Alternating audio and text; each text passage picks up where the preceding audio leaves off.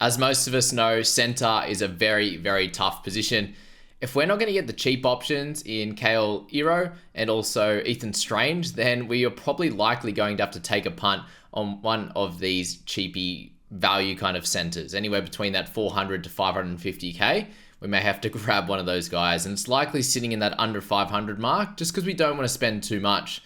One or two of you might go for one of those guns up top over 550k and just hope that they can be a player in your team for the entirety of the season. The main issue here with this value kind of mid-tier spot is that none of them are standouts as big winners, but any of them could sort of make a quick 100k for sure if they start well. We do have to sort of analyze the start or the run that they have to begin the year as well. But we do know with what happened last year with the Cowboys, with the Roosters, we thought they all had good runs and they happened to start really, really poorly. So there's plenty of risk in this section here because if the team starts hot and, if their side of the park or the player that, that left side center that you've decided to pick gets a bunch of those tries, there's definitely a few of these guys that could have a really, really hot start. So we're going to kick it off with Katoni Staggs, a 551k at the top of this list, at 38 of an average there. So he got down to 390k last year. And now he's up at 550. It shows the volatility and the up and down nature that he can have there. So with that alone, that he could get all the way down to 390, I cannot start with him. I don't want to push any of you guys to go anywhere near him, considering how well the Bronx started last year. Marion Seve is a much more of an interesting prospect. At 550k, the buy in round 4 is slightly annoying, obviously, given a center position that, there isn't a lot of options, but it could be a really, really good starting point because we know he's always been a 40 average guy. He's never had a long period of time in this team, and there's a decent chance that he becomes that sort of strike center that they need, unless they go for a Jack Howarth or something like that. So here's a lovely, lovely base at, which is what gets him there because he has a 0.7 missed tackle rate, which is great. And if the tries start coming, which is not something that he has received a lot of, he could definitely be a 45 guy. So let's jump into his numbers here. And you're looking at him coming into the team there in round 15, where he didn't play the full 80 minutes, a 67 and then 72 in the next game there. And you only see him scoring 2 tries in that 7 games that he played last year. So it's nothing crazy. He did have a couple of try assists as well. So those games that he did really well, it was a try and a try assist in both for 59 and 49 there. So when you're looking at the start for the Storm, that's probably their biggest worry, given they have Penrith, Warriors, and then they have Newcastle Knights, who are all very, very strong teams last year. And is probably the main reason why I might push you away from Marion Seve there. As I said, the 0.7 missed tackle rate's great. The meters gained for the most part last year was all well into the hundreds, apart from a 69 and 105. They're all 137 and above from there. So I think Seve with the early buy to then have Broncos after that, as a strike center, I think you have to leave him out just based off that alone. Let's move to our next guy on the list is Jesse Ramian at 547k. He has an average of just under 40 as well. So he got to a high of 628k and a low of 459. So he definitely has some room to get lower, but he also has a chance to make 80k early. A lot of the time he doesn't do that. He seems to go low first and then shoot up. But the Sharks have a really, really good draw to start this season. So I'm expecting more of the same volatility for Jesse Ramian for sure. But as I said, the Sharks have a good draw and they could definitely go on a run, and Jesse Ramian could benefit from that. So at 547, it's fairly expensive and it's a decent amount of cash to throw out there. But it's definitely someone that could, it could happen for, that's for sure. So let's get him up on the screen now as well, just to add to that. Their start to the season is Warriors, Bulldogs, Tigers, Canberra before their bye in round 5. So he could definitely be a guy that could come out hot. And you saw last year over the first 5 rounds there, 31, 35, 46, 70, and 63. So he did really well there at the beginning, and then he had a really low run, which saw him, which piqued a little bit of interest for players there to pick him up as he got lower, all the way down to about that 473 was his low there, but before people were slotting him into their side and kind of rode him out all the way through to the end of the season there for Jesse Ramian. So he's definitely one of those guys you could target. I doubt that Warriors game is going to be an easy one for them, but the next 3 he could definitely have a 60 or a 70 in him and be a guy that kind of starts you off well, and then you can decide what to do with him from there. So that's Jesse Ramian in that one. Let's move it along to Billy Smith. So he's actually fighting for his spot at the moment in the Roosters. Their backline, their forward pack is just immense at the moment. 39.5 average. He's fighting for a spot, as I said. Great finish to the year. And that has him priced up a little bit too high. So you saw, like, when a lot of us picked him up, he started well with 2 really good scores. The third week came along and a lot of us jumped on and he shit the bed, basically. He started going really, really poorly. The team was still going really poorly. He was the only guy that was doing well those first few games beforehand. And then just everyone was pretty poor from there. Before he kind of got into gear in the back end of the year when Roosters started going well. So if he was to get the spot from the top and Roosters start really well, he could be a guy to jump on, but I just don't see you doing it from round 1. Morgan Harper, he's fighting for a spot as well, probably with Bailey Simonson, who we're going to have a good chat about later on in the video. But it's a no from Morgan at that price for sure. Even changing teams to the Eels. Joseph Suali'i, he has the centre and the wing fullback tag at 518k. He had a really, really cracking finish to the year, averaging 37.7 in the end. But he did average 50 with the goal kicking in the wing spot for the Roosters. Again, another one of those players that's fighting for his wing spot, given Dom Young has come to the club now. And I can't see Dom Young playing anywhere else. So Suali'i, if he does get a spot, again, fighting with probably Billy Smith there, with Joey Manu getting the other centre spot. If he plays at centre, he's someone we want to avoid, given he had an under 37.7 average in the centre position. And unlikely to be kicking goals. He definitely could, but Sammy Walker is the other guy that could come in and take those as well, given he's a very solid goal kicker at that. So yeah, if he gets the wing at some point, then he could definitely be a guy to look at for sure. Phil Sami, he had a pretty good season as well, to be honest with you, averaging 37 in that Titan side. It was very up and down. The volatility was there for sure. I just think he'll end up around this average, probably go up and down a little bit, the buy in round 2, which, there are a few Titans guys in this list. That's going to hurt them for sure. Tyrone Peachey, at 512k, averages 37.2. He had a lot of good games last year when he started, and then also had some lower ones as well off the bench. So he's not going to start. Very, very unlikely. There's a few injuries that need to be had, I think, for Tyrone. At least one anyway, before he gets a spot. So you'd have to wait for that to happen. Isaiah Tass, likely on the wing. Although I did just realise that Jack Whiten's actually suspended to start the season as well. So he's probably going to start at centre. But I think with him potentially missing the side after that, or moving to the wing, I think that's a no for Isaiah to kick things off in the season. Sifa Talakai, 509k, averages 37. Pretty up and down scorer, as we know. Probably fighting for his spot as well. He could be playing bench, could be playing middle, could be playing the centre position. I just think we avoid him to kick things off. Zach Labart, 509k, averages 37. Unfortunately, he's priced exactly at that after only playing a handful of games. He has really good run meters, which is the big thing for Zach. I just think he's too expensive to start with, given he had a fair few attacking stats in the 4 games that he played there. So I think Labart, if he was in the low 400s, we could definitely consider him. But at 509k, it's a tough pill to swallow to grab him in your side, hoping that he goes well into the 40s to become sort of that keeper centre for your side. Stafford To'a, 503k in the centre position, averaged 36.6 last year. And that included 100 in his average. So that is absolutely wild that's how things ended up for Stafford. He averaged well under the 35, obviously, outside of that. So he definitely has the upside, but Tigers need to show that they are better, in my opinion, to even give him an option in any one side, given they have the buy in round 1 as well. I just think 503k for a centre is way too much to have on your pine there. But you do look at a lot of his scores, especially to start the season. 22, 37, 47, 61. Some 20s and 30s and 40s in there, and then he's 101. Some solid scores in and around that. And if the Tigers are better, then after their bye, they have a fairly solid run. Let's say that. You've got Canberra in there, you've got Dolphins, you've got Dragons with Sharks, Para, Penrith and Broncos in amongst all that as well. So it's a bit up and down on that. And he could definitely be a 40 plus guy, but again, with the bye in that that first round, it's a little bit tough to get him in your side, that's for sure. Tolu Kola, he has the dual centre and wing fullback, which is pretty cool. At 490k, look, he has a 30 average at centre, which is 5 under what he's priced at and what he averaged last year. So I think he needs to play fullback to be relevant. Is there scope for him to be a better, higher average guy at centre if the team is absolutely humming? Sure. I just think that it's going to be split on both sides. You did see a fair bit of time last year. It was down the right-hand side with DCE and usually Olakau'atu, and it wouldn't really get out to Kola. He wasn't able to...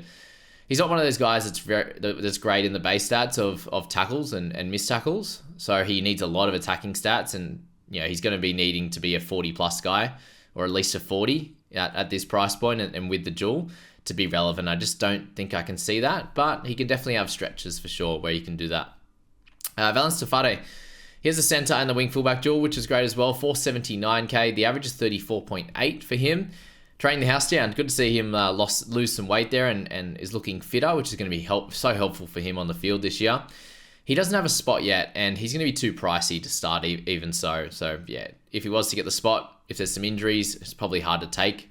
But the centre wing fullback dual could be helpful. And again, if none of these options pop up in the cheapies, then we may have to jump on one of these guys. And one or two of them are half interested so far, but I think there's a few that are in the little bit cheaper range that could be a bit better. Nari Tuala, he's fighting for a spot as well, so I think you have to avoid him even with the centre and wing fullback dual at the Knights. I think they've got Jenkins that's probably a better option at the wing position for him, and we'll get to him in the next video. Bailey Simonson, so 34.4 was the average for him last year, the centre and wing fullback dual tag. He had a 39 average at centre last year when he played for the Eels, which was cool. So he had no tries in the last 6 games, but he had 5 assists, so a little bit, pretty good, to be fair. But we know the tries are worth more than the assists. He is fighting for the spot with Morgan Harper, I think. I'm not sure who's going to get that at this point, probably a 50-50. And their starts of the year is a good run outside of Panthers. So, and the Eels seem to play pretty well against those Panthers there.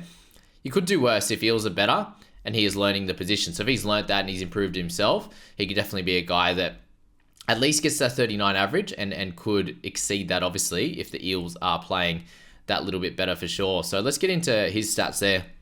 And he had some wing stats to begin the year last year with 33 being his best in that first 4 games with a few 20s in there with a little bit of base. You imagine that round 3 game, getting 15 tackles must have been in the centres would be my guess there. But yeah, let's look at him playing centre over last year. And there was no ridiculously massive scores. He had a 60 and a couple of 50s in there. So you look at that and the consistency is not too bad with an 18 and a 19 being his lows. So that's kind of what you want to see in a centre is hopefully it's like a high 20s is their low. And if that was the case, the high 20 low and then the 60 odd to 70 high in a team that's doing pretty well. Because you look at these scores here through that back end, they won close ones, they lost some decent ones there, 46 to 16. He still picked up a 33. So there's definitely scope for him to do fairly well. And winning that one against the Panthers, as they seem to do at the moment. There's definitely scope for him to do fairly well, as I said. And there's some tries through that middle period. And when he was scoring tries, that's where his 40s to 60 range is. And he could be the one that has that cracking start against the Dogs. And then Penrith, you hope for like a 30. And then Manly, Tigers, Canberra, Cows. Like could be the start, could be the guy that you want with the dual position that you could move around. Like maybe he's your centre in round 1 and then he becomes your wing fullback to cover Jaden Campbell in round 2. So Simonson, a definite interest in my side if we get no other options. I'd like to go as cheap as possible myself, but if we don't get that option to do so, then Bailey might be our guy, unfortunately, that we might have to take. So that's that with him. Very, very interesting. Adam Pompey, we're going to avoid him just up and down as well with his scoring and his price at 472. Palga as well with the Roosters, the dual position for him, no spot at the moment, so avoid. Moses Sully, interesting man here at 458, averages 33.3 last year. So he did average 38 and 41 in 21 and 2022, which is really, really good. And that's a nice jump from where he's at right now. And at that 458 price, not a crazy kind of amount that you need to spend to get some type of consistency. So he only had 2 tries last year and 6 assists. So yes, he's in a Dragons team that isn't likely to score a lot of tries, but he did score much better in those 2 years prior when they still weren't a great team either. The tackle busts were down 2 per game, and then the errors are up 0.4. So yeah, that's a good swing there if he was able to correct those, and that's basically where the majority of his points are. Dragons is the main worry, and he could definitely be a decent guy to start with a fine draw, to be honest with you there. You got the Titans, the Dolphins, the Cows, and Manly to start off in that first 4.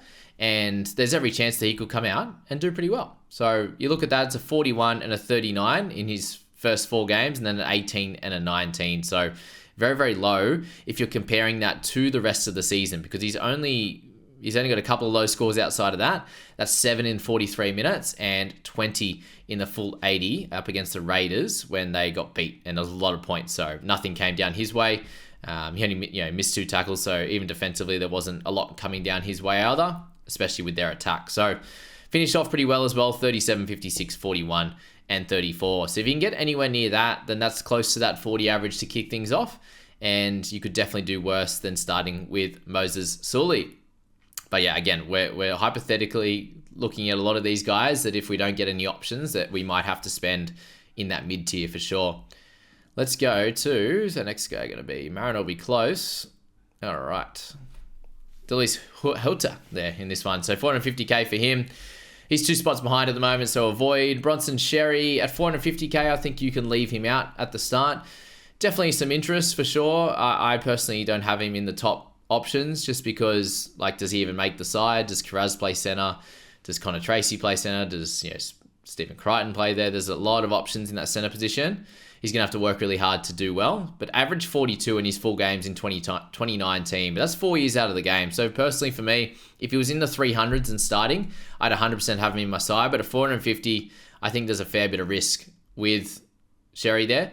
And the upside is probably at like a 40 for him at max. And that would be sort of 7 points of value, which isn't super exciting when there's a lot of risk in my opinion. But yeah, you have him down there as sort of the 7th or 8th best option there.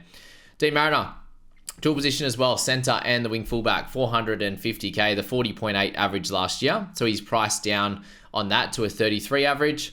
He's fighting for a wing spot with Corey Oates. He's definitely electric, and he's going to have plenty of opportunities to score points in this really good Broncos side when he gets his chance. But does he get that spot from round 1? We'll have to wait and see for sure. And he's been priced up, obviously, only playing that few games.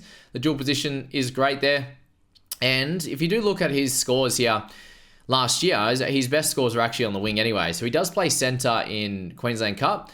But when he played for the Broncos last year, he scored a 42, a 20, and a 68 there in his starts on the wing, and then played 33 minutes off the interchange bench in 33 in 43 minutes there, which was solid as well. But that includes 5 tries in those 4 games. So something to note with Mariner.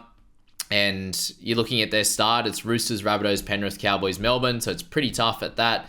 So there's every chance that he does lose some cash. And if he is still in this squad after that first month there, I think he's going to be a cracking purchase at some point, and he's going to make a lot of money. So that's Dean Mariner. It's definitely a wait and see. Over this first little period, they do play in Vegas, which has the thinner field, which is, I think, is going to hurt wingers, especially in that first game. So likely I'll be avoiding Mariner to kick things off, but we'll have to wait and see. Jake Averillo, 447k, the average is 32.5, so it's fairly low, to be honest, that average. But you're looking at a guy there that played for the Bulldogs. He had 100 meters per game. I think that's too low, so he definitely needs to increase that. Plus, increase the attack, which is a good chance in a better Dolphins side. Most likely it would be better. If he stayed there at the Dogs probably improve as well this year. But I think going to the Dolphins there, he gets some more opportunities. He has a really nice right-hand side with Asako there. I think that could be really, very helpful for him. And I think he has to potentially improve his defensive stats as well. So I think it's hard to start with him based on how much he needs to improve in all these areas to be about a 40-point guy. But I definitely think he has that 40-point upside if he continues to do well, because he's a super talented kid there, Jake Averillo. Let's jump into the stats now with him. And you're looking at some decent games, obviously with a mixture of low ones in there. He has a 6 in his game, a 15, an 11, and a 16. And obviously a 7 down the end at fullback as well. So he has the downside. At center, compared to fullback, he still has that downside as well. So either way, as I said, he needs to increase those defensive stats. There's too many games at the start there with 4 and 5 missed tackles. And there's too many games where he's under that 100 meters gained. You're looking at the tries there. He had a couple of doubles through that middle part of the season and a few tries at the end there, but sitting just over 10 tries across the full season. that would need to increase, along with the try assists and the line breaks there, which he could definitely do. It's just a bit of a risk with that buy in round 3. But good games around that. The Cows, the Dragons, the Titans there, and the Tigers in his first 4 matchups with that buy sandwiched in the middle. So, yeah, he's a very interesting player, I definitely think, for sure. All right, it's a couple to go, guys, with this one. Young Tonopea, 437. He's an avoid. So is Max Fagai with the Dragons. Marcelo Montoya, dual position. I just think he's an avoid as well, even though he played better himself last year. Let's just go with Alamotti there while we're here. 407k, 29.6. There's talk of him playing some type of bench role. If there's some injuries in that back line, it's going to be going to, potentially to him or Tyrone Peachy. And I think you avoid him until he's in the starting side. And hopefully at that point, he's a little bit cheaper than he's currently priced at, given he played most of the season at center last year for the Dogs. But at the Panthers, he could be anything for sure.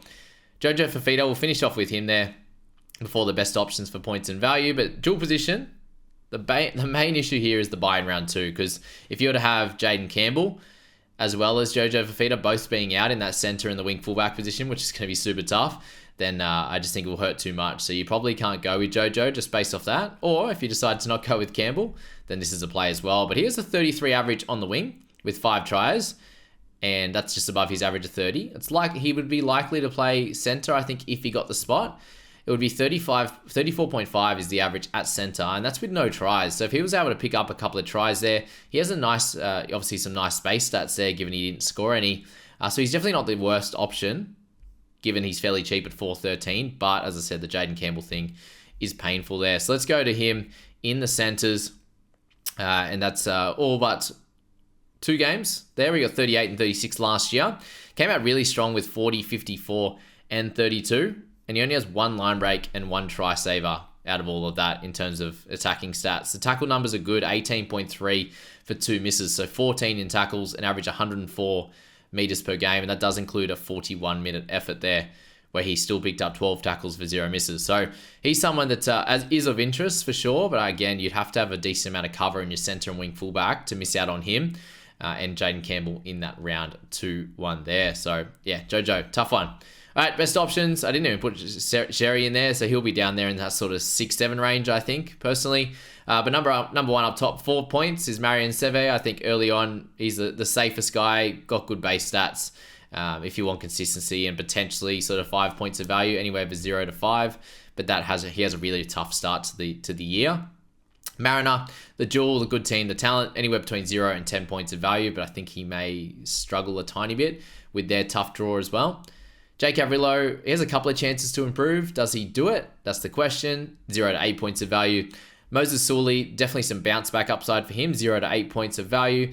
Simonson has the dual, small value there, somewhere between 3 to 8 if he gets the spot. That's the main issue with him. And Stafford Toa, upside if Tigers improve, but has the buy in round 1. So you're noticing a few issues with all of these guys, but you might have to just take a punt. You've got Seve there, I think, as like the consistent guy, but then you could chuck in like a Jesse Ramian as well up top. That since going through this video, I actually probably like him a little bit more as a center starter, hoping that he has a great start with that Sharks draw, and seeing that he did pretty well last year, so he might be up there as well. I didn't put him in, and then Jojo Fafita to finish off the dual, the upside, the buy in round 2 hurts, but 0 to 7 points of value. So Seve, Ramian up top, Bronson Cherry somewhere in there as well. There's a bunch of guys that all have some potential type of value. Will they all use it? I'm not exactly sure. But good luck when you're selecting your centers, that's for sure. It's going to be a tough one, and we'll catch you in the next few videos.